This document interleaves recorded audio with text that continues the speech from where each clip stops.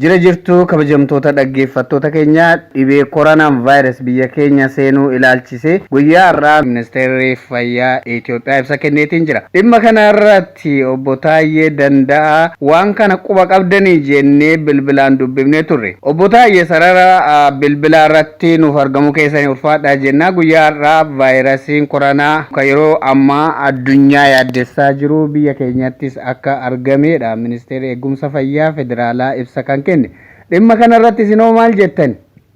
Kun soba. Kun burjaajii mootiin Girrisaa uummatatti burjaajessuuf dubbatudha. Kun yakka ija seeraatiin gaafa laaltu yakka guddaadha. Eessaa dhagaye? Akkamitti himame?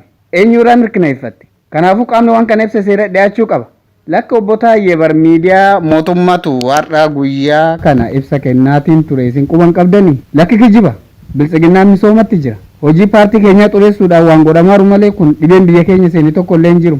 Ayyee akka jedhame yoo dhukkubni kun biyya seenee jiraate hoo hawaasni maal godhuu qaba? Hawaasni iddoo jirutti qullubbii adii faraqee dhuguu qaba. Kanuma dhaamna ammaaf nagatti hojii qaba.